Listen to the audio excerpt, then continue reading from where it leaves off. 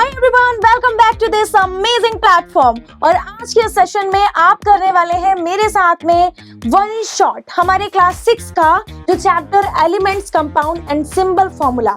ये जो चैप्टर है इसका वन शॉट यानी एक बार में फुल रिवीजन विद क्वेश्चंस की प्रैक्टिस के साथ में।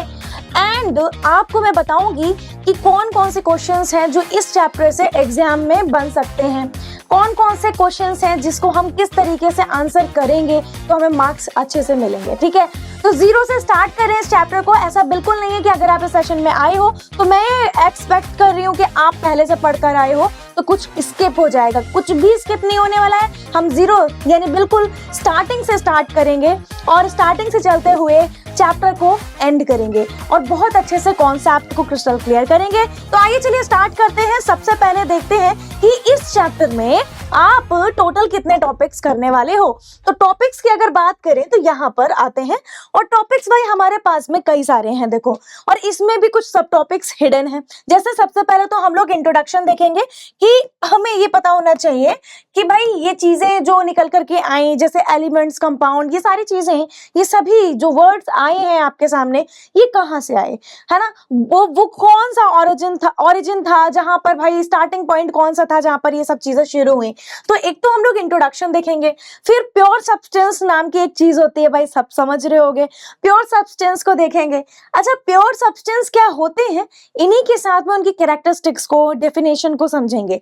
इसके बाद हम लोग देखेंगे एलिमेंट्स की कैरेक्टरिस्टिक्स को समझेंगे। एलिमेंट्स की कैरेक्टरिस्टिक्स और उस पर बनने वाले क्वेश्चंस के साथ में सिंबल ऑफ एलिमेंट्स को देखेंगे, यानी हम कैसे सिंबल देते हैं, किसी भी एलिमेंट को कैसे सिंबलाइज करते हैं। Then we will see compound and compound की कैरेक्टरिस्टिक्स। तो बहुत सारी चीजें हैं जो हमें आज कवर करनी है, बट बहुत ही जल्दी करेंगे हम। इसमें हम बहुत ज्यादा 2-3 घंटे नहीं लगाने वाले या 1.5 घंटा नहीं लगने वाला। आप इस पूरे चैप्टर को बहुत कम समय में बहुत अच्छी तरीके से कंप्लीट करोगे आज मेरे साथ में। तो स्टार्ट करते हैं। फर्स्ट ऑफ ऑल हमारा जो बेसिक चीज है, बेसिक चीज जो आप ऑलरेडी पढ़ चुके हो बेटा, आपने एक चैप्टर पढ़ा था जिसका नाम था मैटर चैप्टर में आपने मैटर की डेफिनेशन को देखा था, मैटर क्या होता है समझा था। मैंने भी इवन वन शॉट में आपको समझाया हुआ है कि मैटर क्या होता है। तो मैटर आपने ऑलरेडी समझ रखा था। जब हम मैटर पढ़ रहे थे तो आपको ध्यान होगा कि आप ये मैटर वर्ड समझ रहे थे बिकॉज ऑफ हमारे सराउंडिंग में बहुत सी ऐसी चीजें हैं जो हम देखते हैं जिसमें कुछ मास है, जो कुछ वॉल्यूम रखते हैं, यानी कुछ स्पेस ऑक्यूपाई करती होंगी, और उनको हम मैटर कहते हैं। क्योंकि इतनी सारी चीजें, उनको कुछ तो बोला जाएगा, तो उन सब्सटेंसेस को, उन मटेरियल्स, उन चीजों को, उन ऑब्जेक्ट्स को हमने मैटर बोला, जहां पर हमें मास या उसमें वॉल्यूम यानी उसमें स्पेस ऑक्यूपाई होता दिखता है।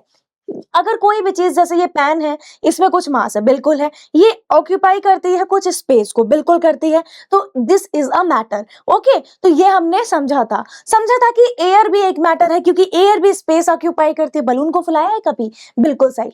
तो भाई एयर भी क्या है, एक मैटर है, मास रखती है, वॉल्यूम रखती है। अच्छा, तो मैटर तो हमें समझ में आ गया था, लेकिन उस समय पर हम मैटर देख रहे थे, उनकी मैटर को समझ रहे थे सराउंडिंग में चीजों की कुछ खास बातों को समझते हुए, जैसे मास और वॉल्यूम को देखते हुए।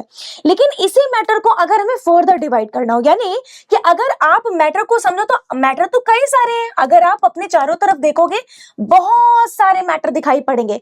तो क्या हमारे लिए इन सभी चीजों को एक साथ स्टडी करना आसान होगा? बिल्कुल नहीं। तो साइंटिस्ट ने भाई एक टाइम पर ऐसा सोचा होगा, हम मानते हैं कि इन सभी मैटर का एक साथ स्टडी करना तो बड़ा टफ हो जाएगा।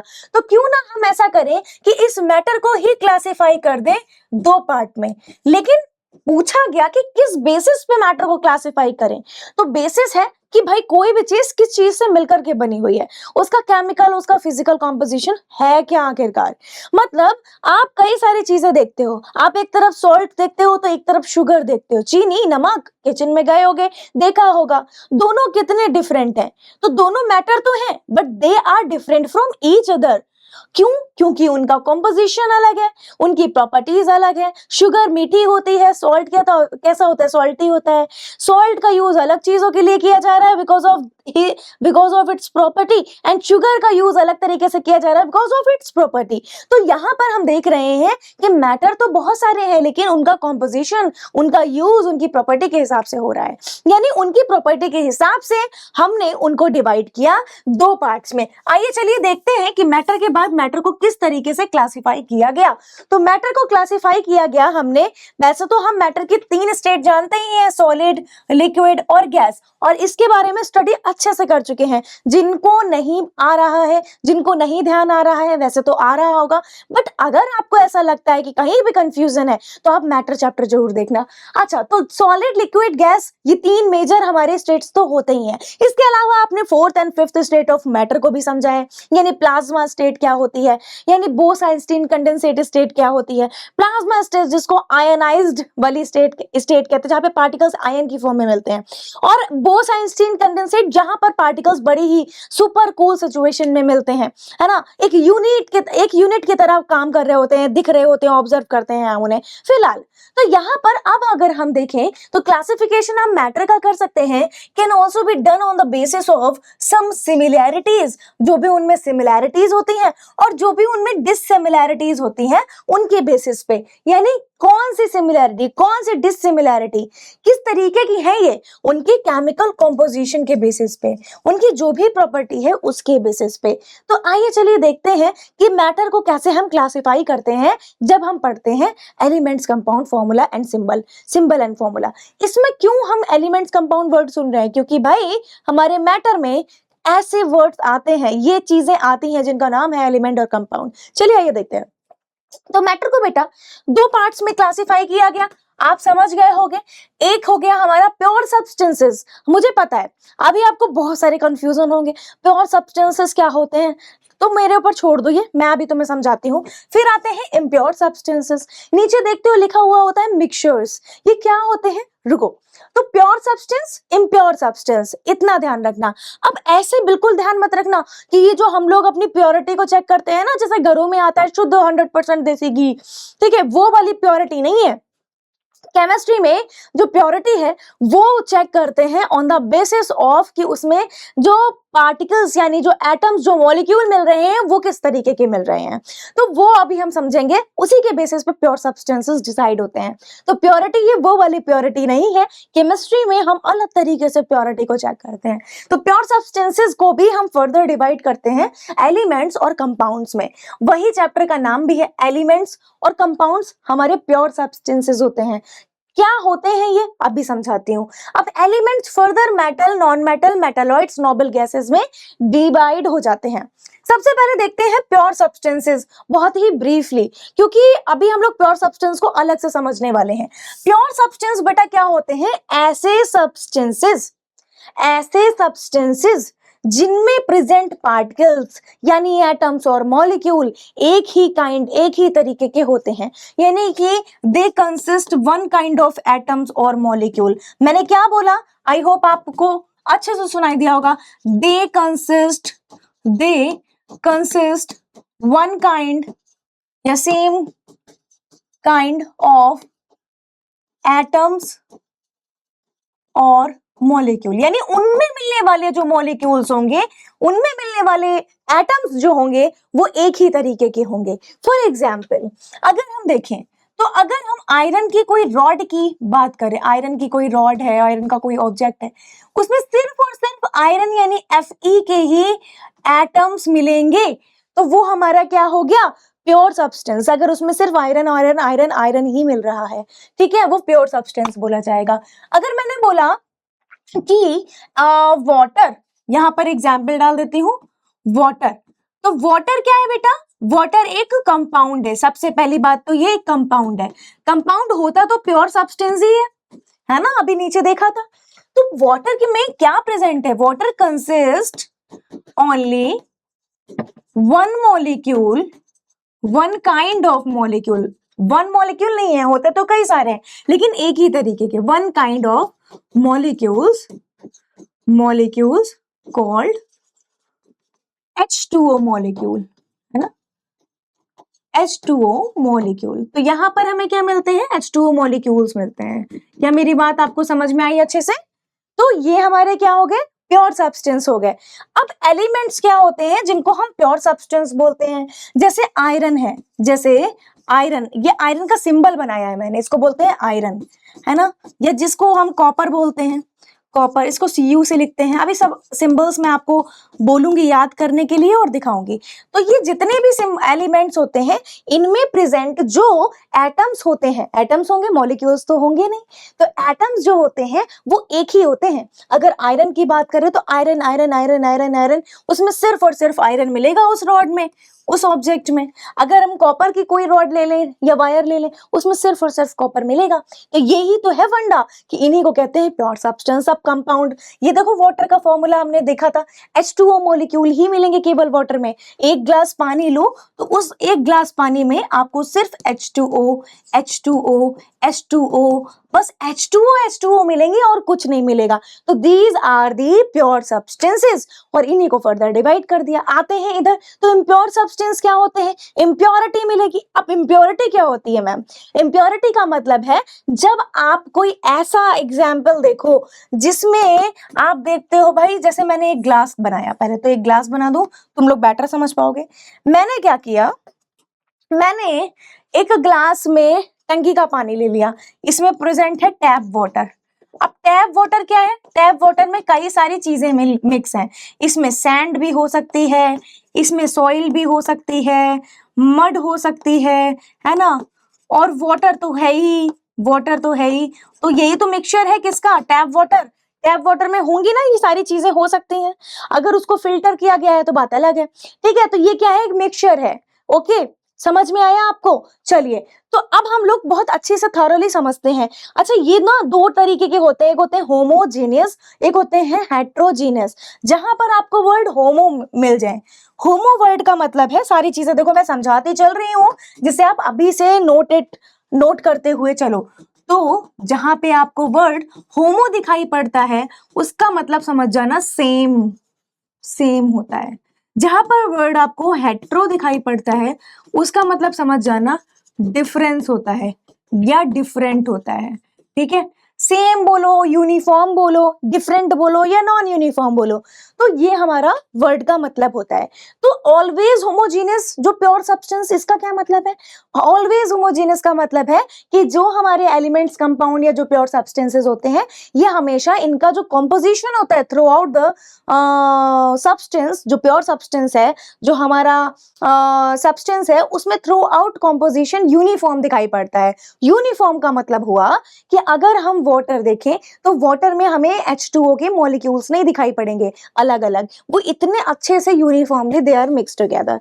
अगर हम यहाँ पर देखें तो यहाँ पर इम्प्योर सब्सटेंस की बात हो रही है, जो कुछ होते हैं होमो, कुछ होते हैं हेट्रो, यानी कि कुछ होंगे जिनमें कॉम्पोजिशन आपको ऐसा दिखाई पड़ेगा कि आप विजिबल नहीं, आप you can not see them, एकदम अलग अलग सेपरेट नहीं देख पाओगे, है ना।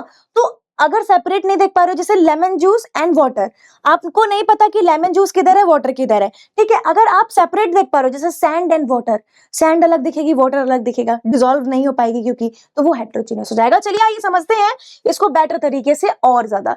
अच्छा, एक्सपेक्टेड क्वेश्चन यहाँ पर अगर हम देखें तो एक्सपेक्टेड क्वेश्चन कौन से हो सकते हैं?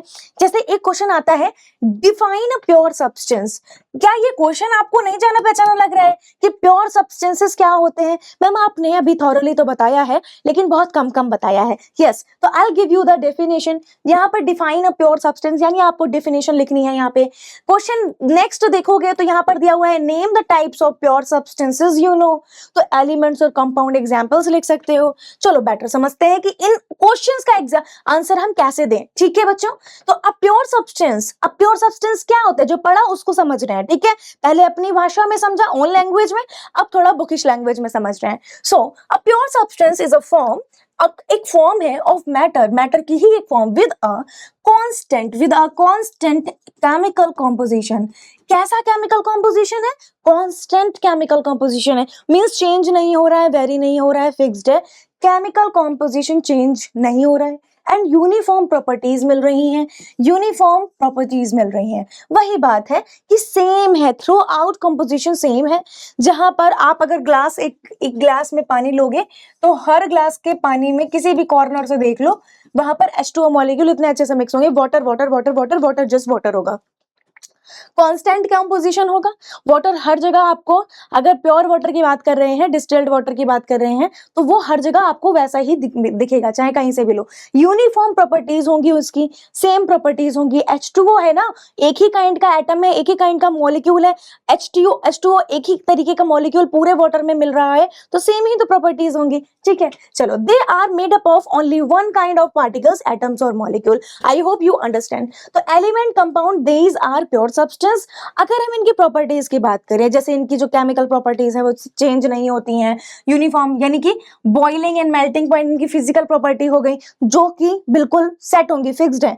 भाई जब एक ही काइंड का एटम है, एक ही काइंड का मॉलिक्यूल है, तो क्यों चेंज होंगी? सेम ही तो रहेंगी। उसका बॉइलिंग पॉइंट, उसका मेल्टिंग पॉइंट, उसकी डेंसिटी, फिक्स्ड प्रॉपर्टी रहेंगी, यूनिफॉर्म कंपोजिशन रहेगा, ठीक है। तो आई होप इसकी डेफिनेशन आपको समझ में आई। You can answer now to this question. Name the types of pure substance. You know कौन कौन से प्योर सब्सटेंसेस होते हैं? बहुत सारे टाइप के होते हैं। एलिमेंट्स जैसे कंपाउंड होते हैं, एलिमेंट्स में आयरन, गोल्ड, बहुत सारी चीजें लिख सकते हो। कंपाउंड में बहुत सारी चीजें, H2O, HCl, अभी मैं सब बताऊंगी, ठीक है। तो यहाँ पर अगर हम देखें तो characteristics of pure substance, number 1 property, इनका जो कॉम्पोजिशन होता है वो यूनिफॉर्म होता है, इसीलिए ये ऑलवेज होमोजीनियस होते हैं। इनका जो कॉम्पोजिशन होता है यूनिफॉर्म होता है throughout, they are homogeneous, that's why can not be broken into simpler substance. अब ये जो प्योर सब्सटेंस होते हैं, इनसे ये फर्दर सिंपल सब्सटेंस में ब्रेक ही नहीं हो सकते किसी भी फिजिकल मेथड से। आप चाहे तो तोड़ लो, कुछ भी कर लो। जैसे अगर हमारे पास में एक एलिमेंट है आयरन, ठीक है, अगेन मैंने सिंबल लिखा है आयरन का, इसको हम फर्दर ब्रेक नहीं कर सकते।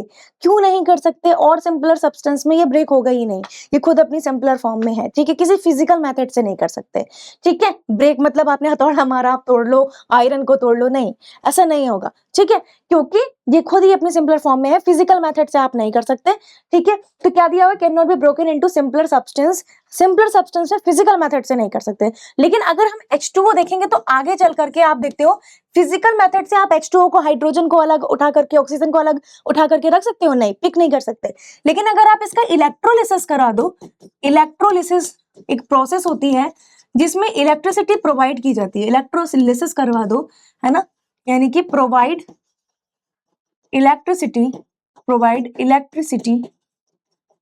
टू ब्रेक H2O मॉलिक्यूल, तो आप इसको ब्रेक करवा पाओगे, ठीक है। तो आप किसी फिजिकल मेथड से नहीं करा सकते। ये जो जितने भी हमारे प्योर सब्सटेंसेस होते हैं, have a definite set of physical and proper, definite होती हैं इनकी जो फिजिकल बोलो चाहे केमिकल प्रॉपर्टीज को बोलो, डेफिनेट होती हैं बिल्कुल।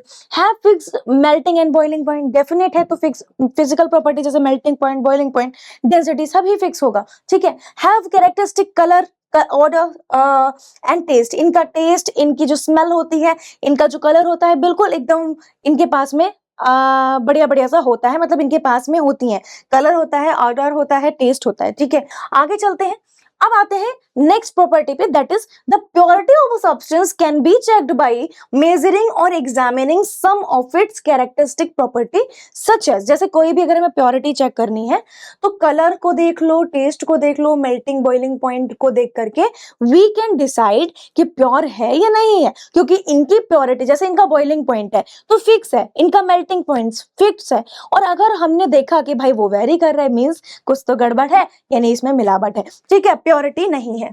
चलो अब एक एक्सपेक्टेड क्वेश्चन देखते हैं, ठीक है। Give 2 example for each of the following, जैसे non metal which are solids, metals which are soft, non metal which are lustrous, elements which are liquids, inert gases. तो ये सभी दे दिए गए हैं, आपको 2 एग्जांपल सभी के लिखने हैं। अभी टफ लग रहा होगा, लेकिन अब जब मैं आपको बताऊंगी, पढ़ाऊंगी, तब आपको इजी लगेगा।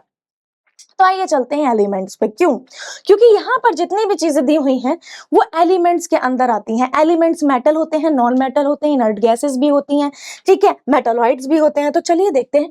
सबसे पहले हम देखेंगे एलिमेंट्स क्या होते हैं। एलिमेंट्स आपने नाम सुना होगा बेटा, नेम सुना होगा, hydrogen, helium, lithium, barium, boron, carbon, nitrogen, oxygen, fluorine, है ना। तो सबसे पहले I will give you a homework आज के लिए कि अगर आपने अभी तक नहीं किया किया है तो एक होमवर्क मेरे तरफ से, छोटा सा होमवर्क है, मेरी बात को मान लेना और क्या करना, 1 से 20 तक जो आपके एलिमेंट्स है ना उनको लर्न कर लेना with symbol, elements with symbol, ठीक है, लर्न कर लेना, ठीक है।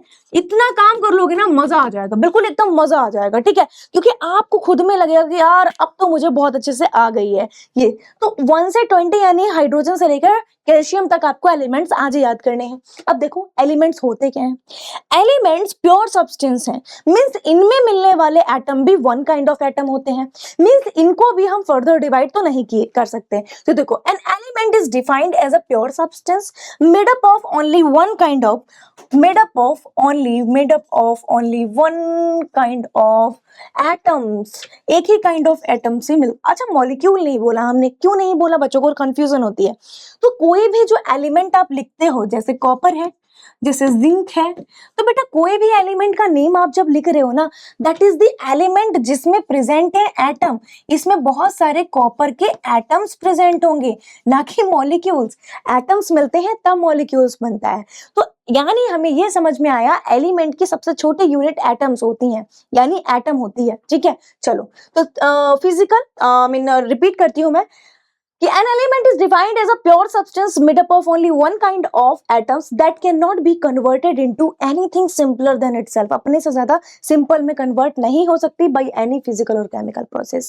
आप प्योर सब्सटेंस की बात करते हो तो प्योर सब्सटेंस में कंपाउंड भी आ जाते हैं, लेकिन जब सिर्फ स्पेसिफिकली एलिमेंट की बात हो रही है तो किसी भी फिजिकल और केमिकल मेथड से you can not break them, you can not simplify them। Okay, scientists have so far discovered 118 यानी 118 element of these 92 are natural।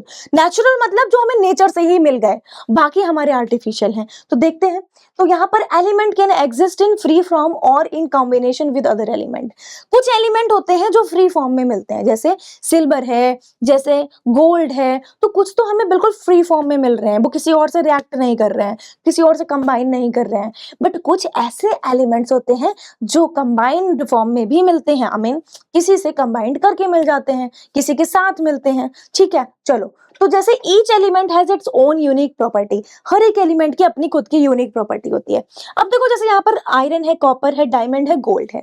Gold जैसे यहाँ पर फ्री फॉर्म में मिल जाता है, मतलब इस इंडिपेंडेंट होता है भाई, किसी से और से मतलब नहीं है। लेकिन आयरन, कॉपर, इनके तो हमें कई सारे अदर कंपाउंड यानी सब्सटेंस मिल जाते हैं, है ना। जैसे आयरन का अपना मिलता है, कंपाउंड का अपना मिलता है। इसका मतलब क्या हुआ कि आयरन किसी से जाकर के कंबाइन हो सकता है, जैसे आयरन सल्फेट, है ना, आयरन सल्फेट होता है, आयरन सल्फाइड होता है, कॉपर सल्फेट होता है, कॉपर, बहुत सारे कॉपर के आपने कंपाउंड देखे होंगे, ठीक है। तो ये हो गया हमारा। अच्छा अब आगे चलते हैं, यहाँ पर ये कलरफुल बढ़िया बढ़िया सी एस्थेटिक सी जो टेबल दिखाई पड़ रही है भाई, बिल्डिंग्स दिखाई पड़ रही हैं, these are actually not the buildings, actually this is not the building, actually this is a periodic table. And आपको पता है, मुझे पता है आप लोग बहुत इंटरेस्टेड होते हो इस चीज में। तो एक्चुअली ये जितने भी आपको ABCD EF GH ये तो नहीं दिखाई पड़ रहा, लेकिन लग ऐसा ही रहा है जैसे ABCD लिखे हुए हो। एक्चुअल में जो अल्फाबेट्स हैं ये आपके एलिमेंट्स के सिंबल हैं, और सभी एलिमेंट्स को इसी पीरियोडिक टेबल में, एक पीरियोडिक टेबल में सेट कर दिया गया, रख दिया गया, और इसको बोलते हैं periodic table of the element, ठीक है। अब यहाँ पर शुरुआत होती है, मैं आपको कुछ चीजें बताऊंगी इसके बारे में। जैसे शुरुआत होती है हाइड्रोजन से, तो हाइड्रोजन यहाँ पर लिखा है, अब कहाँ नीचे आओगे, नहीं हाइड्रोजन, देन यहाँ पर देखोगे तो हीलियम, यानी 1 से अगर 20 तक बढ़ना है, 1 से अगर आगे इंक्रीजिंग ऑर्डर में बढ़ना है, तो देखो 1, आपके पास में जब नोट्स आएंगे तो आपको और ध्यान से समझ में आएगा। यहाँ पर सारे नंबर्स लिखे हुए हैं, 1 2 3, 3 पे लिथियम है, देन बेरिलियम है, देन बोरॉन है, देन कार्बन है, नाइट्रोजन, ऑक्सीजन, फ्लोरीन, नियॉन। इस तरीके से आप यहाँ से भी याद कर सकते हो 20 तक एलिमेंट्स, ठीक है। अगर हम देखें तो आपको सीधे सीधे सीधे सीधे ऐसे ये क्या दिख रहे होंगे, कॉलम्स दिख रहे होंगे, आपको सीधे सीधे कॉलम्स तो दिख भी रहे होंगे, साथ ही साथ आपको एक बहुत ही इंटरेस्टिंग चीज और दिख रही होगी, ये सीधे कॉलम के साथ साथ आपको ये रोज भी दिखाई पड़ रही होंगी। इनको तो कहते हैं कॉलम, बट इनको कहते हैं रोज। रो होता है ना, जैसे आप अपने क्लास में बैठते हो रोज में, ठीक है। तो कॉलम में आप देखोगे तो फर्स्ट कॉलम जो है, जिसको हम ग्रुप बोलते हैं, इसमें hydrogen, lithium, sodium, potassium, rubidium, caesium, francium. जब आप बड़े हो जाओगे तो आप ये सारे ग्रुप में प्रेजेंट एलिमेंट्स को लर्न किया करोगे। जब आप रोज पढ़ोगे तो आप रोज में अलग से देखा करोगे एलिमेंट्स किस तरीके से सिचुएटेड है। एक टाइम ऐसा आएगा जब आपको ये पूरी पीरियोडिक टेबल रट जाएगी, ठीक है, मेरे तरह। चलो आगे चलते हैं। तो on the basis of their properties elements are classified into four categories, metal, non metal, metalloids and noble या इनर्ट गैसेस। ये 4 होते हैं हमारे कैटेगराइजेशन जो हमारे पीरियोडिक टेबल में रखे गए हैं, ठीक है। तो metals, non metals, metalloids, inert gases, ये सभी के सभी यहाँ पर हमारे मिलते हैं। अच्छा, अगर हम देखें कि इनर्ट गैसेस किधर है तो आपको यहाँ पर एक बहुत ही कलरफुल सा एक लाइन दिख रही होगी, एक ग्रुप दिख रहा होगा यहाँ से यहाँ तक। ये जो आप देख रहे हो, helium, neon, argon, krypton, xenon, radon और ये ओजी, तो ये जो आप देख रहे हो ये हमारे यहां तक का अगर आप ध्यान कर लो रेडॉन तक, ये हमारे क्या है, ये हमारे इनर्ट गैसेस हैं, ठीक है। तो हम लोग इसके लिए बहुत सारी अच्छी से ट्रिक्स बनाते हैं, जैसे मैं बनाती थी, ही ने आर का जी रुलाया, ठीक है। अब बाकी आप अपनी तरफ से देख लो जो भी आपको अच्छा लगे, ठीक है। तो ये होते हैं हमारी इनर्ट गैसेस। अच्छा चलो, मेटालॉइड्स क्या होते हैं, नॉन मेटल मेटल्स, ये इन पर डिस्कशन कर लेते हैं, थोड़ी थोड़ी इनकी प्रॉपर्टीज को पढ़ते हैं। तो मोस्ट ऑफ द चीजें जो आप अपने इर्द गिर्द देखते हो ज्यादातर मेटल से मिलकर के बनी हुई है। इसका रीजन ये है कि मेटल्स की प्रॉपर्टी बड़ी कमाल की है। मेटल्स के पास में भाई भर भर के चीजें, आपने कई सारी शॉप्स देखी होंगी, कुछ शॉप्स होती हैं जो नई नई खुली होती हैं तो उनके पास में ज्यादा मटेरियल नहीं होता है, कुछ शॉप्स होती हैं जिनके पास में भर भर के मटेरियल होता है, कुछ शॉप्स नई होती हैं फिर भी उनके पास में मटेरियल होता है। आई मीन टू से, जस्ट आप ये देखो कि कई सारी शॉप्स होती हैं, एक शॉप पे आप जब जाते हो तो उस पे सारी चीजें मिल जाती हैं, एक शॉप पे जाते हो तो कुछ तो मिल रहा है कुछ नहीं मिल रहा है। तो भाई मेटल हमारे वैसे ही हैं, इनकी इतनी अच्छी अच्छी प्रॉपर्टीज हैं कि इनका यूज हम बहुत वाइडली करते हैं। आप देखो यहाँ पर अगर देखें तो most of the element known to us are metals. Out of 118 element, यानी टोटल जो एलिमेंट्स हैं उनमें से 93 जो हैं वो हमारे मेटल्स हैं, यानी 93 मेटल्स प्रेजेंट हैं आउट ऑफ 118 यानी 118। एग्जांपल्स देखें तो कुछ मेजर जो हमारे मेटल्स हैं, जैसे gold, silver, iron, copper, aluminium, tin, zinc, magnesium, lead, calcium. I hope कि आप ये समझ रहे होंगे कि मैंने यहाँ पर ये क्यों लिखे हुए हैं मेटल्स के नेम, क्योंकि मैं चाहती हूं कि जब बात मेटल की आए तो आपके बिल्कुल टंग पर ये वाले मेटल्स तो आ ही जाएं, बाकी का आप भले ही भूल जाओ लेकिन ये तो याद रहें क्योंकि ये मेन होते हैं, ये अक्सर मिलते हैं आपको। आगे चलते हैं, इनकी प्रॉपर्टीज पे बात करते हैं। बहुत बढ़िया बढ़िया प्रॉपर्टीज है मेटल की। प्रॉपर्टी बहुत ध्यान से समझना, नॉन मेटल आप बहुत इजी लगेंगे आपको। तो मेटल्स कैसे होते हैं, कभी आपने मेटल को देखा है? जैसे अगर हम बात करें गोल्ड की तो मम्मी की एक गले का हार भाई, यानी नेकलेस, कितना ज्यादा सुंदर सा एकदम शाइनी होता है। तो मेटल की एक खास बात ये भी होती है कि metals usually lustrous and hard होते हैं। भाई ये हार्ड होते हैं, ये लस्ट्रस होते हैं। अच्छा तुम्हें एक बहुत ही इंटरेस्टिंग सी बात बताती हूँ। गोल्ड जो होता है आपने देखा होगा कैरेट में होता है। 24 कैरेट गोल्ड की अगर हम बात करें तो 24 कैरेट गोल्ड ना बहुत ज्यादा सॉफ्ट होता है, वेरी सॉफ्ट। ये बहुत ज्यादा सॉफ्ट होता है। जस्ट फॉर योर नॉलेज तुम इसे ध्यान रख सकते हो, 24 कैरेट कभी भी कोई लेता ही नहीं है, इतना सॉफ्ट होता है कि इससे कुछ बन ही नहीं पाता। इसीलिए जो ज्वेलर्स होते हैं वो 24 कैरेट गोल्ड में कुछ मिक्स करते हैं हमारी मेटल्स को, जैसे जिंक हो गया, जैसे कॉपर हो गया, है ना। तो जब इन मेटल्स को मिक्स करते हैं, जिनको हम मिक्स करते हैं एलॉय, जिनको हम एलॉय कहते हैं, तो एलॉयज क्या होता है समझ गए ना, mixture of metals and non metals and different metals, तो उनको हम कहते हैं एलॉयज। तो यानी जब हम 24 कैरेट में 2 कैरेट या 3 कैरेट जो भी अकॉर्डिंग टू देम मिलाते हैं एलॉयज, तब हमारे जो ज्वेलरी होती है वो तैयार होती है और तब वो थोड़ी सी हार्ड हो जाती है, ठीक है, हार्ड बनती है वो। समझ में आया? अच्छा एक और बात बताना चाहती हूँ, ये जो मेटल्स होते हैं जैसे सच एज गोल्ड, गोल्ड की एक प्रॉपर्टी है, बहुत प्यारी सी प्रॉपर्टी। गोल्ड जो है इस धरती पर, इस दुनिया आई मीन इस अर्थ पर सबसे ज्यादा डक्टाइल मेटल है। डक्टाइल का मतलब होता है जब किसी चीज को आप खींच के लंबे वायर्स में कन्वर्ट कर सकते हो। तो मेटल्स की यह प्रॉपर्टी होती है कि लंबे लंबे वायर्स में कन्वर्ट हो जाते हैं, जैसे कॉपर के वायर्स मिलते हैं, है ना। तो गोल्ड की भी ये प्रॉपर्टी है। अगर फॉर एग्जाम्पल मैं कहूं कि 1 ग्राम गोल्ड, आप पूछो मुझसे कि 1 ग्राम गोल्ड मैम कितना लंबा तार इसका बनाया जा सकता है, तो 1 ग्राम गोल्ड से पता कितना लॉन्ग हम वायर को बना सकते हैं। 1 ग्राम गोल्ड से 2 to 3 किलोमीटर वायर हम जो है बना सकते हैं स्ट्रेच करके। तो इसका मतलब ये हुआ कितना ज्यादा डक्टाइल है ये, इसको ही कहते हैं डक्टाइल होना, डक्टाइल होना, ठीक है, क्योंकि ये डक्टाइल होता है, इसकी प्रॉपर्टी है डक्टाइलिटी की। चलिए, तो अब आते हैं metals are usually lustrous and hard, they are solid, ये they are generally solid, exception होते हैं कुछ, जैसे मरकरी की बात करें तो mercury is a metal but ये लिक्विड फॉर्म में होता है, mercury is a liquid metal, ठीक है, ये याद रखना, बाकी सारे सॉलिड होते हैं, ठीक है। They have high melting and boiling point. अब बिकॉज मेल्टिंग पॉइंट और बॉइलिंग पॉइंट की अगर हम बात करें, दे आर सॉलिड, तो इनका जो मेल्टिंग पॉइंट बॉइलिंग पॉइंट होता है वो हाई होता है। तो याद रखना कि जितने भी मेटल्स होते हैं उनका एमपी एंड बीपी हाई रहता है। They are ductile, that is they can be drawn or stressed into thin wires. इनको thin wire में convert किया जा सकता है। Not only gold, बल्कि जो कॉपर है, कॉपर के भी वायर्स आपने देखे होंगे, तो वो क्या है, एग्जाम्पल है कि भाई ये कितना अच्छे से इनको खींच करके वायर्स में कन्वर्ट किया जा सकता है। आई होप आप समझ गए होंगे। आगे चलते हैं। दे आर मेलिएबल। मेलिएबल का मतलब क्या होता है मैम? बेटा जैसे आपने देखा कि डक्टाइल एक प्रॉपर्टी होती है, डक्टाइलिटी, यानी वो जो मेटल्स में मिलती है, पतले लंबे तार को खींच करके उससे बनाया जा सकता है, उसी तरीके से मेलिएबिलिटी होती है, जिसमें क्या करते हैं, मेटल्स को बीट करके, यानी कि हिट करके, है ना, क्या करते हैं, पतले पतले वेरी थिन शीट्स में कन्वर्ट किया जा सकता है।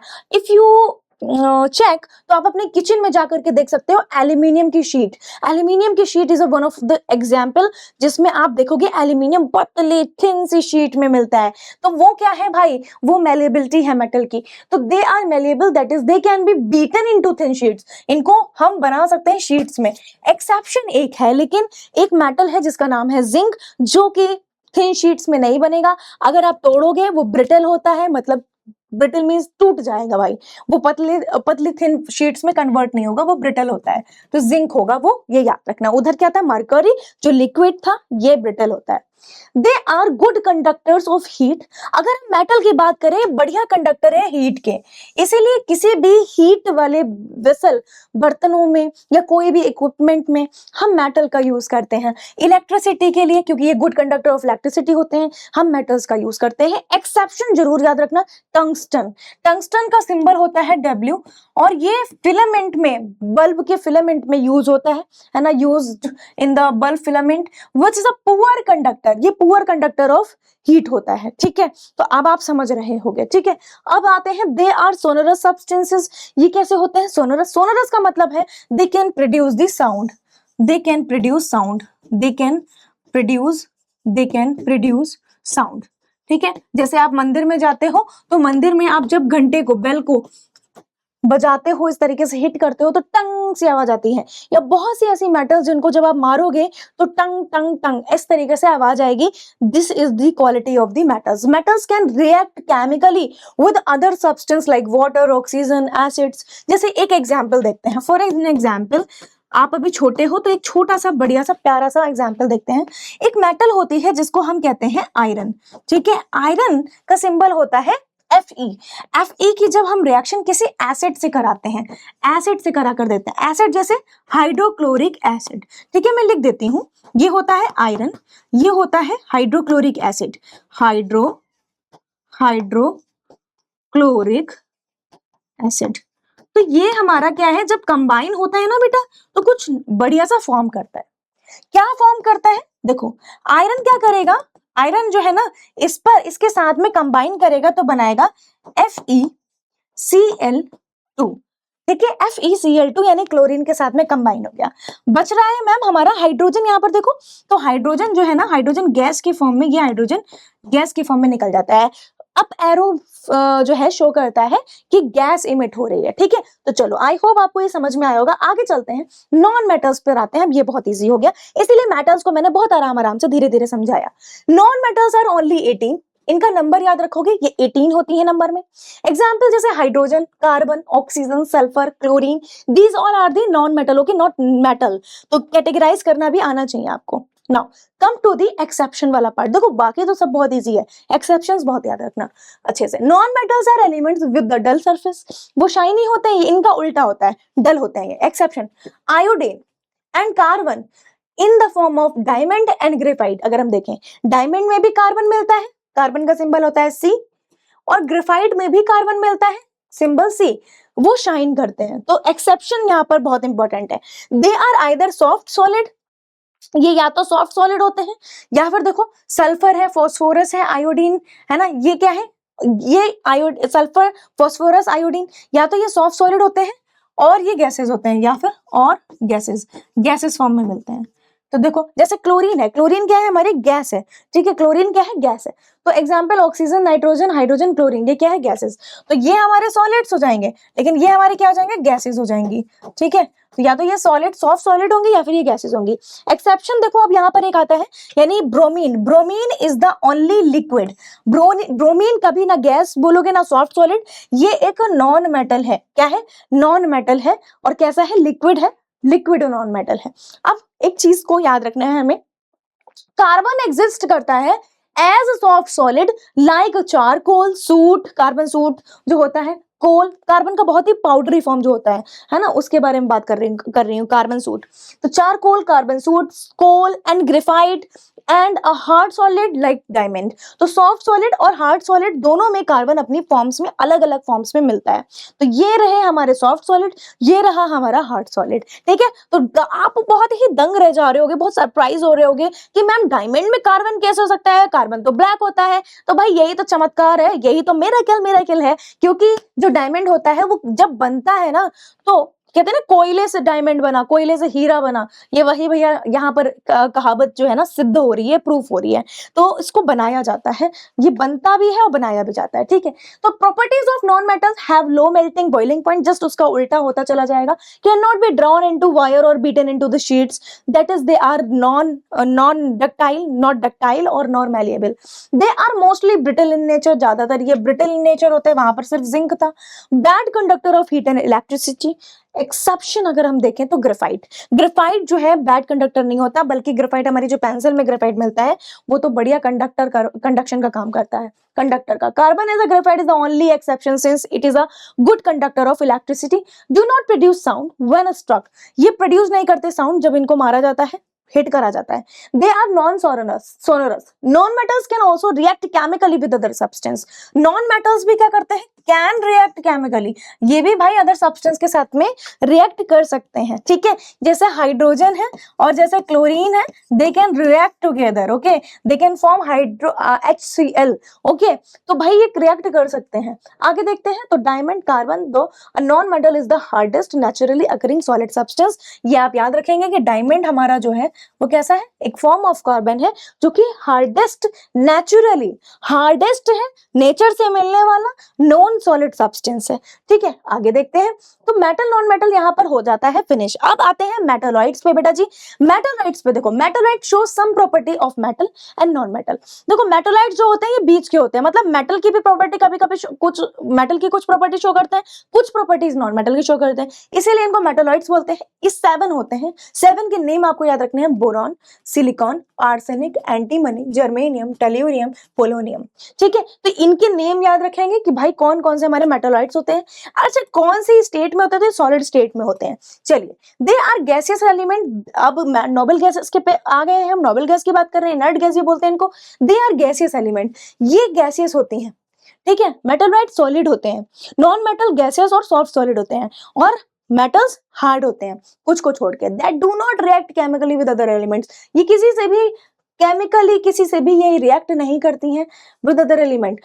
As a result they are known as inert gas और noble gases. Inert gas, noble gases, passive gases, किसी से रिएक्ट नहीं करती। They are found in air only in traces, ठीक है। They are 6 in number, helium है, neon है, argon है, क्रिप्टॉन है, जिनॉन है, रेडॉन है, जो मैंने आपको पीरियोडिक टेबल में दिखाई भी थे एलिमेंट्स, है ना। 18th ग्रुप एलिमेंट या जीरो ग्रुप भी बोलते हैं इसको, 18th ग्रुप या जीरो ग्रुप भी बोलते हैं इसको, जीरो ग्रुप, ठीक है। आई होप आप समझ गए होंगे। आगे चलते हैं, अब यहाँ पर एक्सपेक्टेड क्वेश्चन देखते हैं बेटा जी। देखो देखो देखो देखो देखो भाई, तो देखो गिव द सिंबल ऑफ यहाँ पर दिया है carbon, calcium, copper, chlorine, cobalt, argon, silicon, aluminium. सबके नाम आपको सुने सुने लग रहे होंगे। इनका सिंबल पूछ लिया जाएगा, कितना आसान है, ये छोड़ के आ जाओगे क्या? नहीं, छोड़ना नहीं है, सिंबल आपको पता होना चाहिए। ऐसे एक और क्वेश्चन आता है, how is sodium chlorine different from its constituent element sodium and chlorine in its properties, justify. तो सबसे पहले क्वेश्चन पर आते हैं। तो यहाँ पर तो भाई सिर्फ सिंबल पूछा गया है। सिंबल में अभी आपको चार्ट भी दिखाऊंगी, वो सिंबल आपको याद करने हैं। This is another homework of your class. और बाकी आपको अच्छे से क्वेश्चन की भी प्रैक्टिस करनी है। तो कार्बन, कैल्शियम, ठीक है, कॉपर, अभी आपको चार्ट में दिखाऊंगी, सभी का आपको सिंबल मिल जाएगा। कोबाल्ट, ठीक है, कोबाल्ट, और ये कोबाल्ट जो है ओ यहाँ पर स्मॉल है। आर्गन, ठीक है, सिलिकॉन, एल्यूमिनियम, ये सभी सिंबल हैं किसके? इन सभी के सिंबल्स हैं, रिप्रेजेंट करते हैं इनको। How is sodium chloride? Sodium chloride का क्या मतलब होता है? सोडियम क्लोराइड देखो मैं एक्सप्लेन करती हूँ, ये बड़ा ही अच्छा क्वेश्चन है। सोडियम क्लोराइड क्या होता है पहले ये समझो। सोडियम क्लोराइड को लिखते हैं NaCl। क्या ये आपको याद रहेगा? सोडियम क्लोराइड, ठीक है, ये पूरा एक कंपाउंड है। ये क्या है? पूरा एक कंपाउंड। और अभी हम लोगों ने नीचे, यानी नीचे नहीं, अभी हम लोगों ने पीछे कुछ पढ़ा था, आपको याद होगा कि कंपाउंड अभी नहीं पढ़ा है लेकिन एलिमेंट्स पढ़े हुए हैं। तो कंपाउंड एलिमेंट में काफी अंतर होता है। तो देखो, इट कॉन्स्टिट्यूएंट एलिमेंट, इसके जो कॉन्स्टिट्यूएंट एलिमेंट है, यानी इसमें जो मिलने वाले एलिमेंट है इस कंपाउंड में, कौन कौन से हैं? सोडियम और क्लोरीन। तो सोडियम और chlorine and chlorine are the constituent elements, है ना? यही तो मिल रहे हैं इसमें। चलो आगे क्या पूछा है? कह रहे हैं कि हाउ इज सोडियम क्लोराइड, ये जो है किस तरीके से डिफरेंट है इसके कॉन्स्टिट्यूएंट एलिमेंट्स है। यानी सोडियम और क्लोरीन से मिलकर के तो बना है, ये सोडियम और क्लोरीन से मिलकर के तो बना है NaCl, लेकिन ये कह रहे हैं कि भाई ये NaCl की प्रॉपर्टी बिल्कुल अलग होती है, क्लोरीन की अलग है, सोडियम की अलग है। तो कैसे अलग होती है? देखो, सोडियम जो है ना हमारा एयर या वाटर में, एयर एंड वाटर के साथ में बहुत ज्यादा रिएक्टिव होता है। एयर एंड वाटर के साथ में वेरी रिएक्टिव होता है, बहुत ज्यादा रिएक्टिव, इतना रिएक्टिव होता है एकदम से वाइगरसली रिएक्ट करता है। क्लोरीन जो है एक पॉइजनस गैस होती है, येलोइश कलर की। तो भाई ये क्लोरीन जो है एक पॉइजनस गैस है, पॉइजन टाइप का रहता है, पॉइजन, ठीक है, पॉइजनस गैस होती है। दोनों की प्रॉपर्टी कितना अलग है, लेकिन जब ये कंबाइन हो रहे हैं तो बिल्कुल एकदम डिफरेंट प्रॉपर्टी, ना इससे मिल रहा है ना इससे मिल रही है। इसकी प्रॉपर्टी क्या होती है? NaCl एक सॉल्ट होता है, इसको सॉल्ट कहते हैं, इसको हम घरों में भी यूज करते हैं, है ना, एज अ इंग्रेडिएंट यूज करते हैं, ठीक है, और भी बहुत सारी प्रॉपर्टीज इसकी रहती हैं। तो how is a sodium chloride? भाई दोनों ही डिफरेंट है। सोडियम क्लोराइड सोडियम और क्लोरीन से बिल्कुल डिफरेंट है, ये आपस में भी बहुत डिफरेंट है, ठीक है। चलो, इसका अच्छा सा आप जो एक्सप्लेनेशन है वो आप देख चुके हो, लेकिन आपको ये और अच्छे से और ज्यादा अच्छे से चमक जाएगा जब आप कंपाउंड पढ़ोगे। तो सिंबल ऑफ एलिमेंट सबसे पहले देखते हैं। The symbol is a short form of the name of a element. एक सर थे, मतलब जिनका नाम था J.J. बर्जीलियस, ये हमारे साइंटिस्ट थे।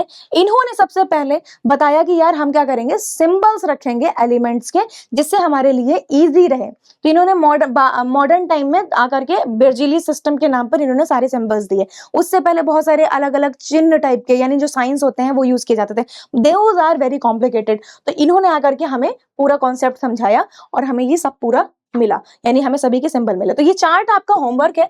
अब देखो, यहां पर मैं आपको समझा सकती हूँ, लेकिन याद करना आप ही का काम है। तो होमवर्क ये है कि आपको सभी के सिंबल्स याद करने हैं। पहले भी मैंने लिख रखा है 1 से 20 तक, बट जितना आप ज्यादा से ज्यादा याद कर सकते हो उतना याद करो। Hydrogen, oxygen, carbon, nitrogen, calcium, cobalt, chlorine, ऐसे ही यहाँ पर है symbol of some element derived from their Latin names. Latin names से आए हैं जो, वो वाले सिंबल्स देखो, वो वाले जो हमारे एलिमेंट से देखो। सोडियम, ये आया है, सोडियम है ना, तो Na क्यों लिखते हैं? क्योंकि इसका जो लैटिन नेम है नाट्रियम है, ठीक है। कॉपर, क्यूप्रम, ठीक है, Cu। Iron, ferrum, Fe। Potassium, kalium, K, ठीक है। ऐसे ही हाइड्रोजन जो है हमारा, हाइड्रोजन जो है वो हाइड्रोजन का सिंबल क्या है? 20 एलिमेंट का ये पूरा चार्ट है, इसको आपको याद रखना है। मैंने पहले भी बोला है, यही चार्ट आपको पूरा याद रखना है, ठीक है।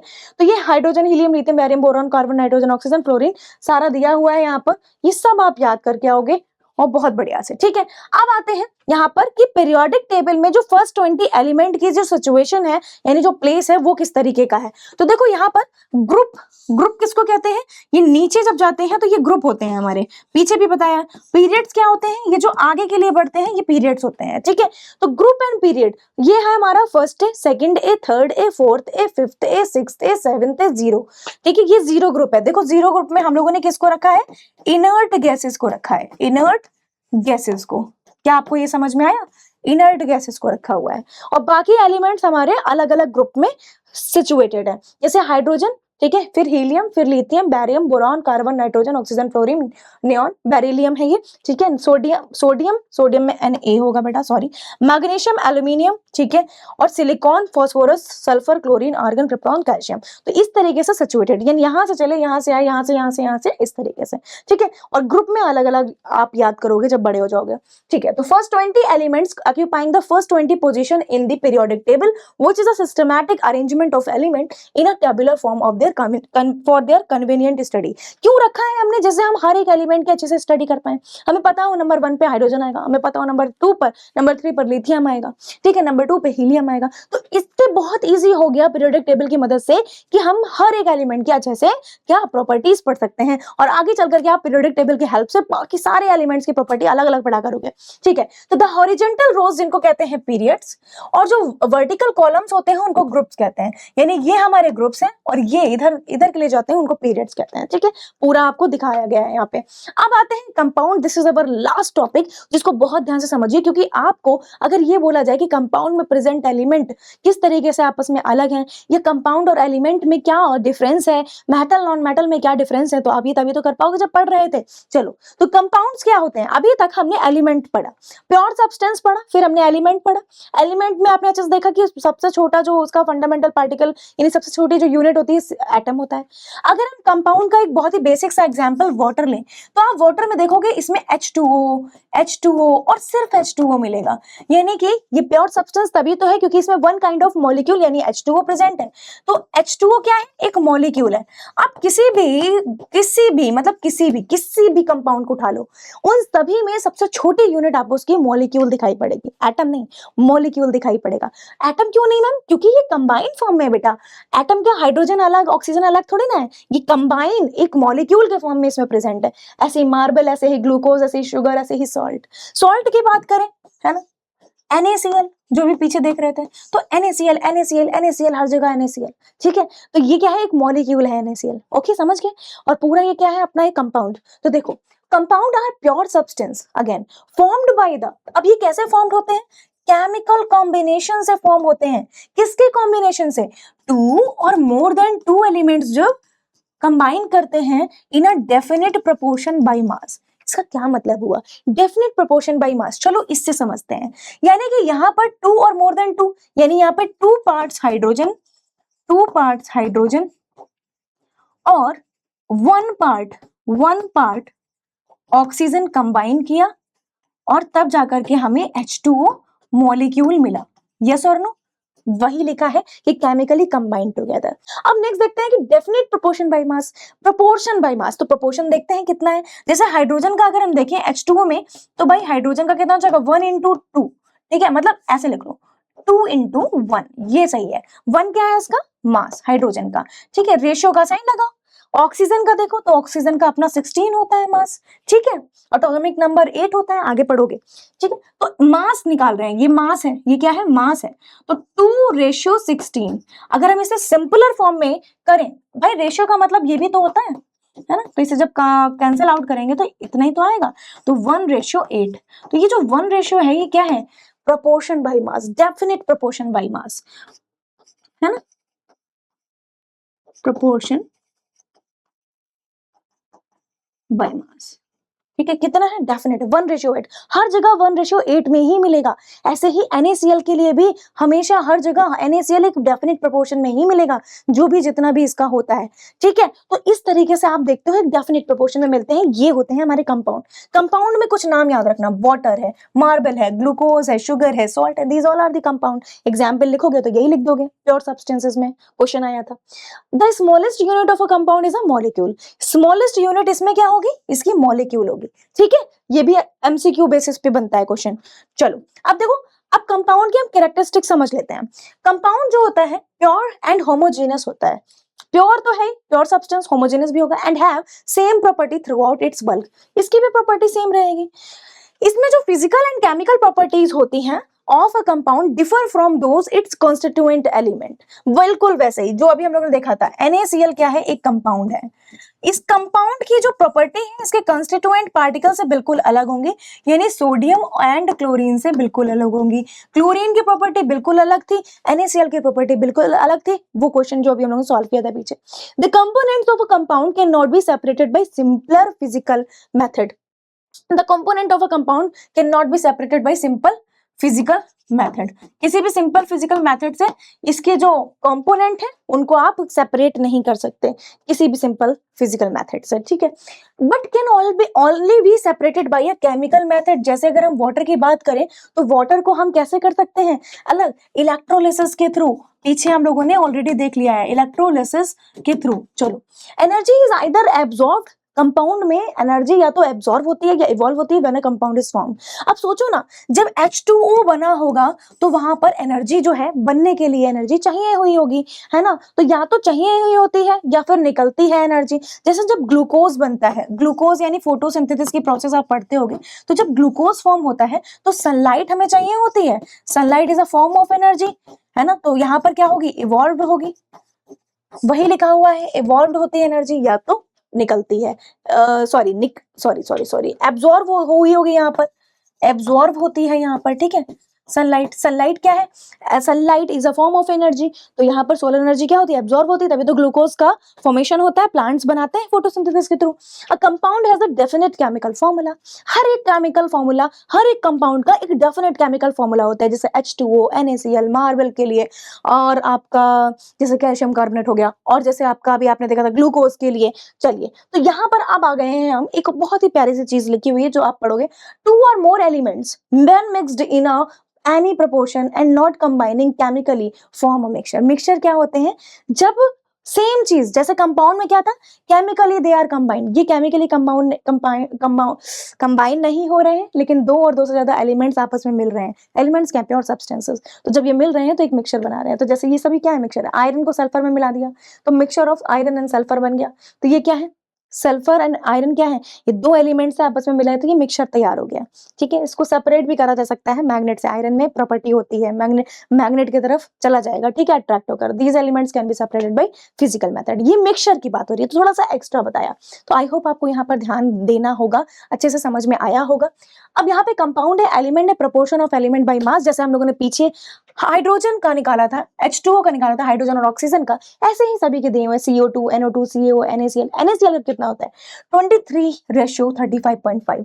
ठीक है, तो ये जस्ट फॉर योर नॉलेज दिया गया है, जिससे आप आराम से एग्जाम्पल भी लिख पाओ और कहीं पर आ जाए तो समझ पाओ, तो ये भी आपको याद करना है। नेक्स्ट क्वेश्चन है classify the following substance into element and compound. Classify करना है फॉलोइंग सब्सटेंसेस को, जैसे mercury, sulphur, sugar, water, sand, gold, carbon, oxygen, alcohol, iron, marble, baking soda, इनको एलिमेंट्स और कंपाउंड में हमें क्या करना है, कैटेगराइज करना है।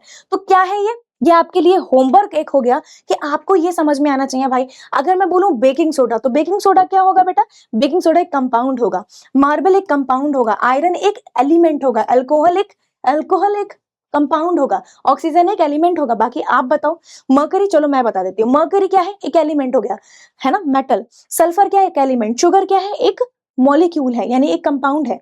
वाटर क्या कंपाउंड है। सैंड क्या है, कंपाउंड है, SiO2। ठीक है, गोल्ड क्या है, एलिमेंट है। कार्बन क्या है, एलिमेंट है। ऑक्सीजन क्या है, एलिमेंट है। ठीक है, चलिए बाकी अब आप लिख सकते हो बेटर तरीके से। एक क्वेश्चन है जो आप मुझे कमेंट में बताओ कि ऑल प्योर सब्सटेंसेस हैव, जितने भी प्योर सब्सटेंसेस होते हैं उनमें क्या होता है, क्या प्रॉपर्टी होती है, ये मुझे नीचे कमेंट्स में बता दो। अगर आपने बहुत अच्छे से पूरे चैप्टर को स्टडी कर लिया है, पूरे चैप्टर को रिवाइज कर लिया है और बढ़िया से तैयार कर लिया है, जल्दी से मुझे कमेंट करो और मुझे बताओ कि भाई तुम्हें अच्छे से समझ में आया या नहीं। तो मिलते हैं अपने नेक्स्ट सेशन में, तब तक के लिए thank you so much and bye bye. तो आपको क्या करना है, बस इसके लिए आपको आंसर करना है, और इसके लिए आपको आंसर करना है। 2 क्वेश्चन है, एक ये है sugar is a compound which consist of the element, ठीक है, और एक पीछे वाला। बस अब चलते हैं अपने अपने थैंक यू स्लाइड पर, ठीक है। मिलते हैं नेक्स्ट सेशन में। Thank you so much. Okay, all the best.